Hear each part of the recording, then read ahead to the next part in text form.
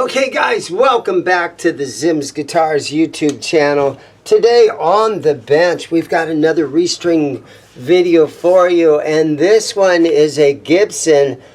No, it's not a Gibson. This is a Chibson. This is one of those fake counterfeit Gibsons. You're a phony! Hey, this guy's a great big phony! Come on, Chris. And so we love to call him a Chibson because it is made in China. And but we're going to string this thing up. And I don't know, maybe we can modify this thing a little. Maybe we could put a pickup in here or something fun. New strings on it. We're just going to have some fun with it. See what we can do with this thing. So here we go. Let's get started. Today's video brought to you by Guitar Juice Tonic. No waxes, no oils, spray it right on the guitar. Made right here in the USA. Get yourself Guitar Juice Tonic. Okay, so let's plug this thing in. Feels like the output jack seems to be nice and secure. See, it's got some reflector knobs on it. Let's do some little testing on this thing. Volumes and tones all the way up. Here's our bridge position. Let's tap on that just to be sure. Yeah.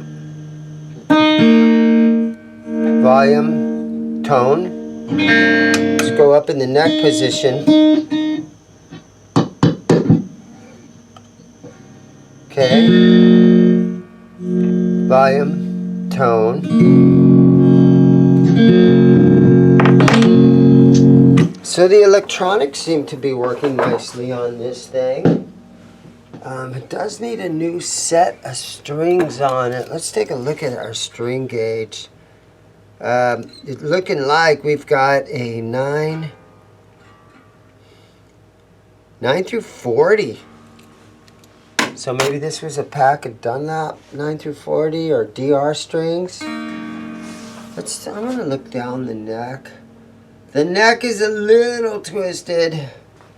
It kind of runs downhill this direction. So it kind of does one of these things and curves down this direction.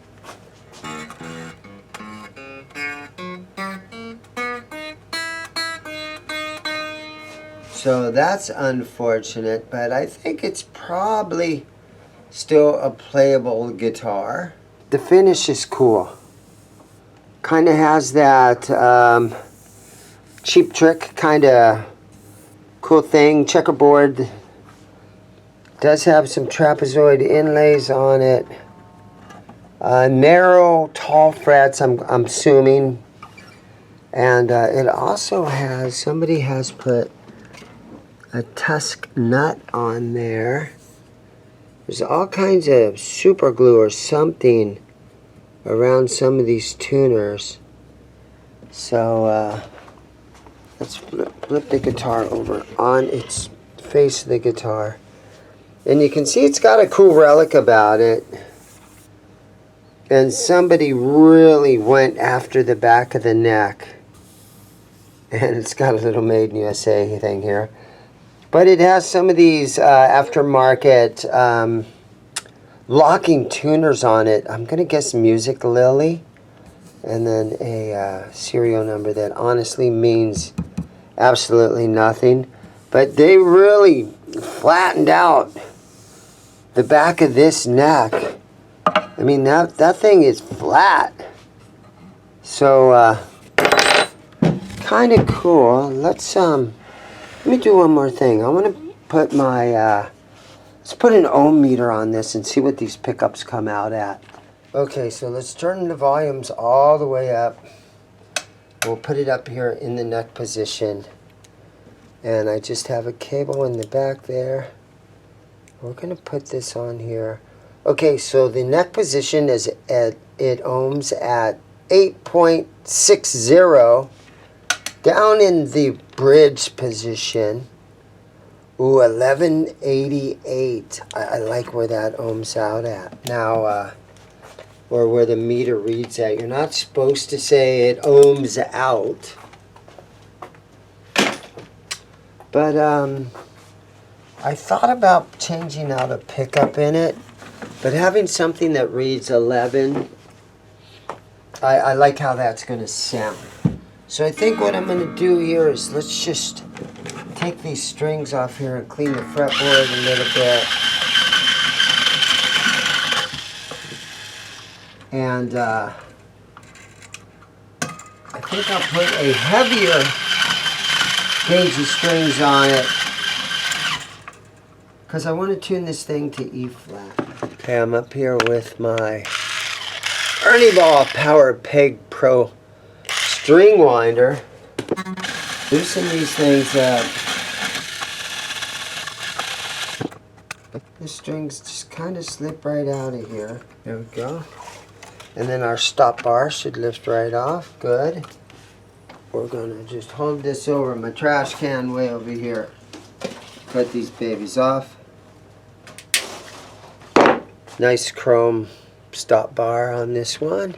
And I'm gonna go ahead and take this truss rod cover off. And we'll take a look inside there. So if any of you guys were wondering, why do you think this thing is a Chibson? Why is it a imported, not a real Gibson? Here's two things I can tell you right off the bat. It's an imported bridge that has the slot screwdriver that would fit in there. A real Gibson will just have the little thumb wheels. It's not going to have the area where you can put a straight edge screwdriver in there. And then up here, under the truss rod cover, you can see that it just takes an Allen wrench that goes in there. He's kind of sloppy with his glue. It looked like he used super glue. That thing ain't never coming off of there. But let's see if we can put a wrench in there. Okay, so let's test on this a little bit. I got my wrench in there. Okay, it seems like it loosened. Yeah, it feels like it's right in the center, so it's not tight and it's not loose. There, we snugged it down just a little bit. So I'm going to leave this truss rod cover off. You can see at one time it probably said something, and it looks like it got scratched off or repainted over. But I'm going to leave that off right there. And also, I'm going to tighten down these tuners, because these things already feel kind of loose.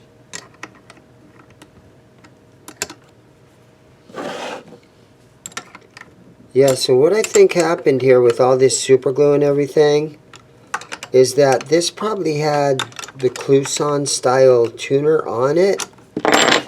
And when they put these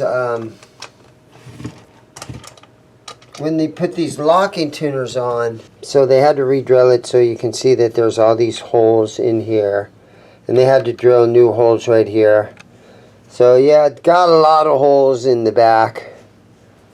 Somebody put a little USA thing on there, but yeah, I don't know, it doesn't look good like that. I probably have some of these Chibson styles I could put on there.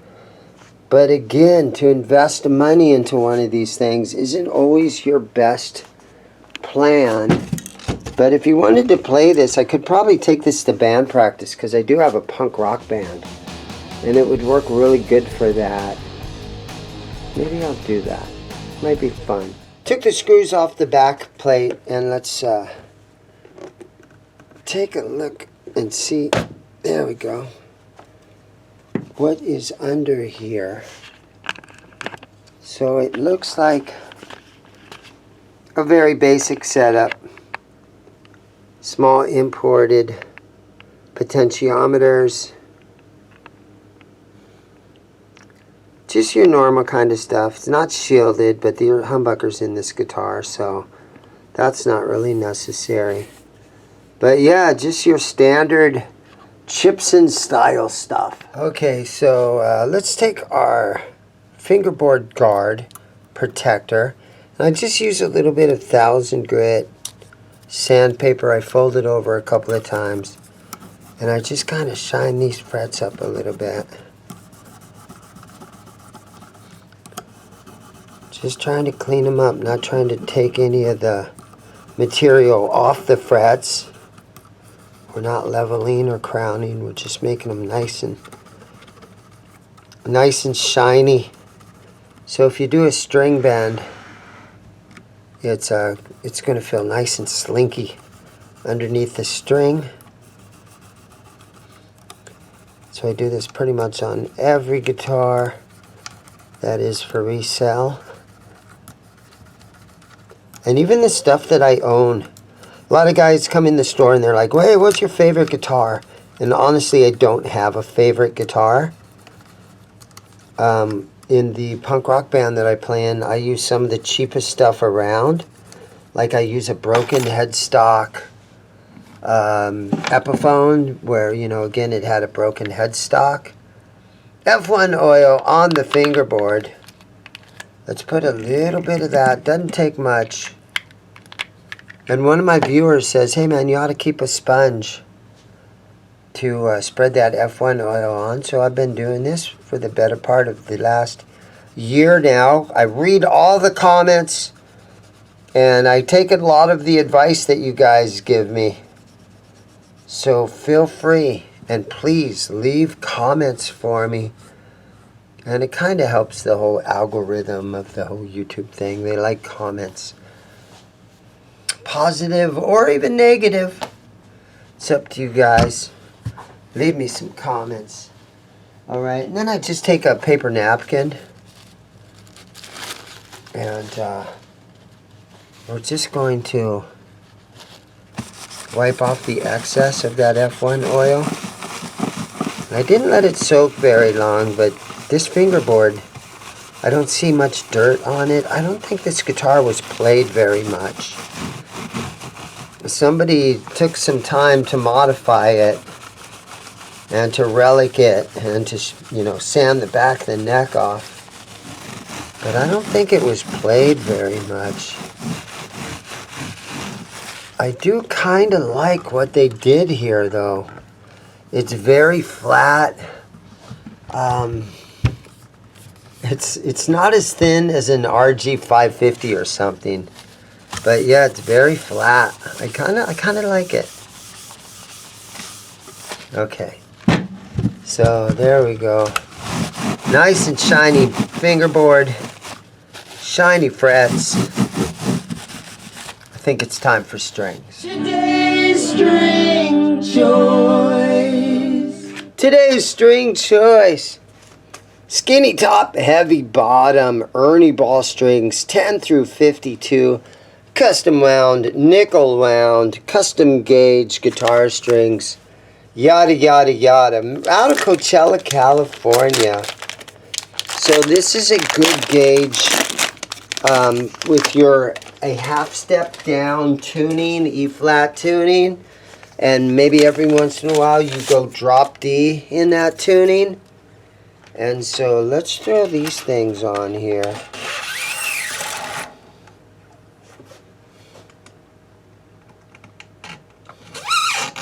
So just run that through there and then tighten it up on the bottom.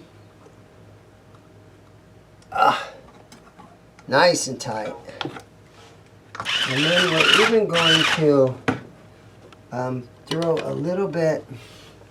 I've got this Music Nomad Tune It Every String Change nut lubrication. You gotta keep your nuts all lubed up. Okay, I don't know why I said that, but you put a little bit of this. I'm actually putting kind of a lot on here, and this helps the for a tusk nut you might not really need it, but this kind of helps the strings travel through the nut nice and smooth. And because, you know, these are notorious for your strings to go out of tune on your D string and your G string.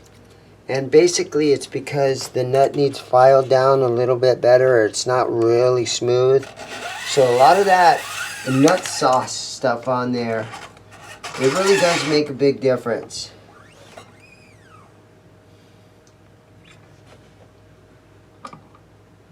Okay. I'm going to put out a little bit tighter with locking tuners. Now on the low E string, you do want to leave a little bit of string on the tuner, so you do have a little bit of room to do drop D on it. You don't want to pull it too tight, but all the rest of these you can.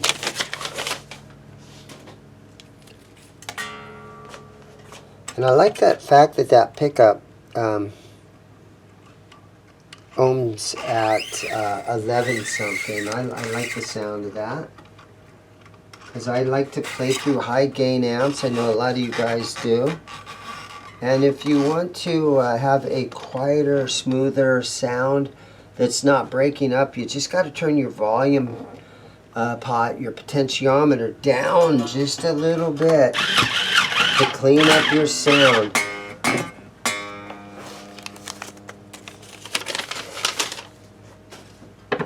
Okay, here's our G string.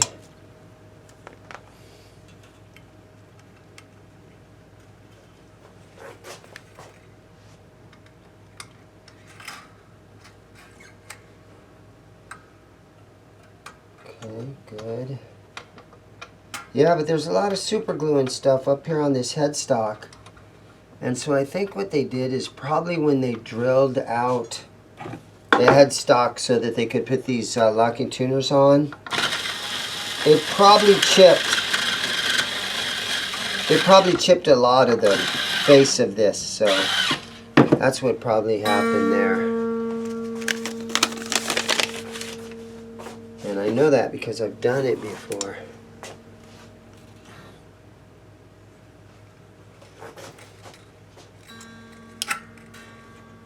And the best way of learning is by making mistakes. And if you get a guitar like this, that's not very expensive, you can do all kinds of mods, you can do all kinds of stuff, and just have a fun guitar. You don't have to worry about ruining it.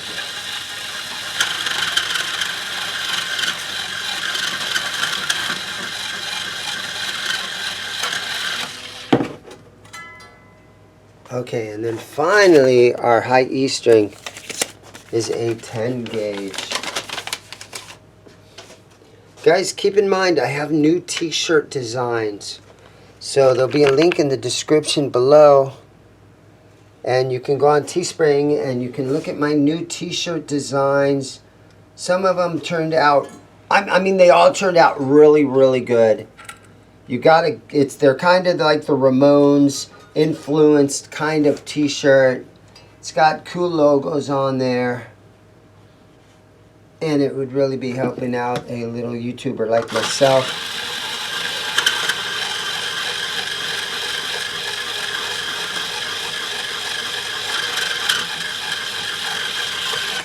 ZIMM'S Guitars is a small father and son guitar shop. My son does all the editing, so there would be no channel without him, because I can't do all this video editing stuff. Well, there used to be the old computer that I had. There was a thing called Movie Maker, an editing software, and a lot of those old computers, it was called Movie Maker.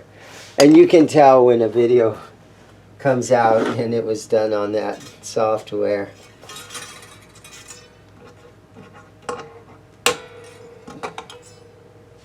But you know what? It started my channel using that stuff.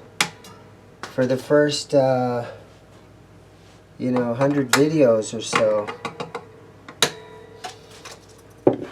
we started doing editing on Movie Maker.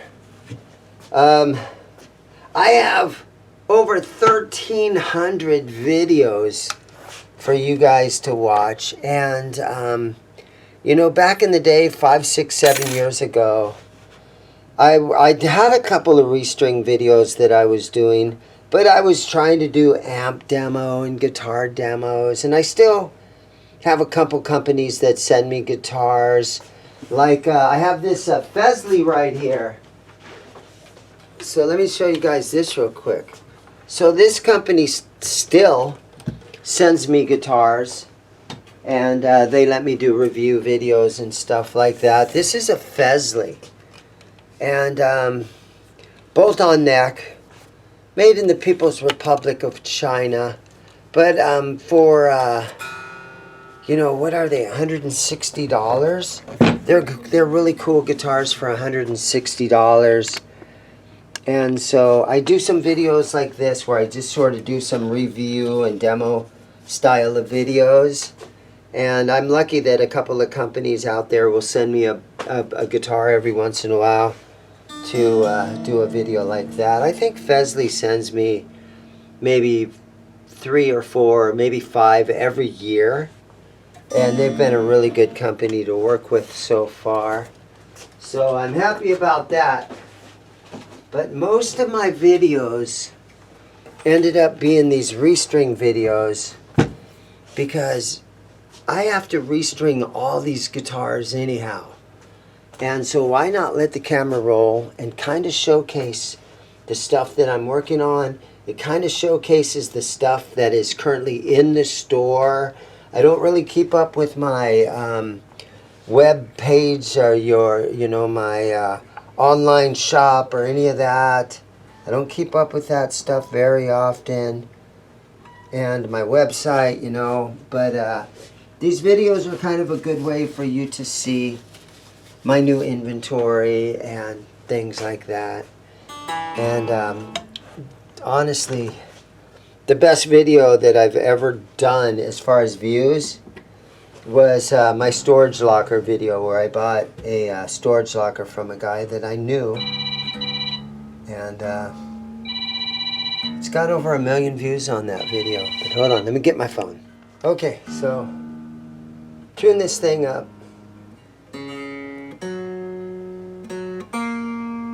And again, I am in E flat, half step down.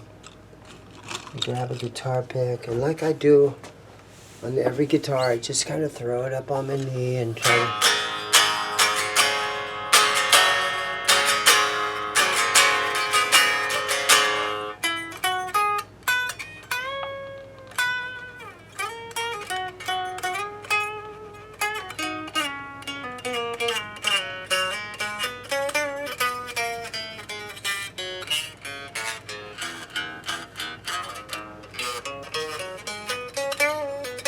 Okay, so it's kind of buzzing a little bit since I tightened that truss rod. Okay, so we'll put our notch straight edge on here. And if I take my feeler gauge, and you can see if I put this under here, it slides right under that. So there's too much back bow on this guitar. So I'm going to go ahead and loosen this truss rod a little bit more. Okay, so I got the neck adjusted, and so before I put this truss rod cover back on, I went through random parts, and I'm really fortunate because you guys send me a lot of random parts all the time. But I have this one that says Tribute, and it seems like it fits on there. So we could make this a Gibson Tribute, right? It doesn't really make it a Tribute, but we could put this on the headstock. Or I have this one that I think is a winner with the mud flap girl on there. I think we got a winner with the mud flap girl. All those truckers and their mud flaps. Wasn't it crazy how this logo was on mud flaps all throughout the 70s and the 80s? And looking through my parts, one of you guys that sends me parts and is a part of our whole community that we have going on here, you probably remember this one. But yeah, this is going to be our new truss rod cover. Okay, let's hope that it fits good though. Make sure I can get the screw in here. There we go. It'll go in. Yeah, but I remember back in the old mud flap days where every trucker had this on their mud flaps. That's funny. I don't know why I have one, but obviously one of you guys sent me parts. And again, man, I really appreciate when you guys send me parts. Every month or so, I'll go out to my mailbox and there'll be a little box and I'll open it up and it'll have old guitar parts in it. So there it is. This thing is all ready to rock. So I'm going to, let's take it up front and let's play through it for a little while and we'll see what she sounds like. Alright guys, so I got the Chibson all strung up.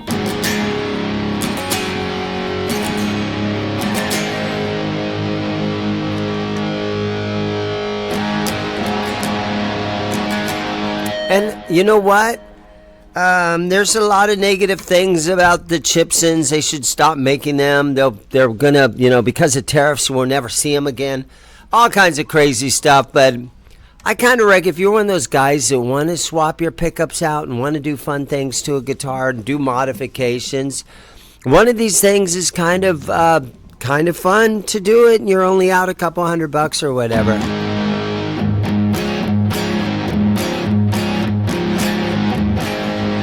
See what she sounds like with this backing track.